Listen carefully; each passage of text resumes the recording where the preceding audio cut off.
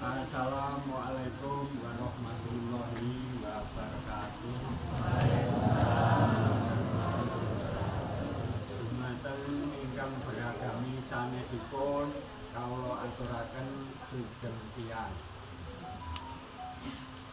Dumateng para alim, ulama, para yai ingkang tansah kawula mulyakaken, dumateng para sesepuh, bini sepuh ingkang katuran rawuh ingkang sanget kawula hormati, dumateng para bapak-bapak saha ibu, tamu undangan sedaya ingkang kawula hormati, wabil khusus dumateng panjenenganipun Mas Hendri Wibowo dalah Ibu Sumilah sekeluarga, sumrambahipun dumateng sedaya para tamu bebrayat agung penderek saking tlatah Bantul Jogja. Ngaten nggih.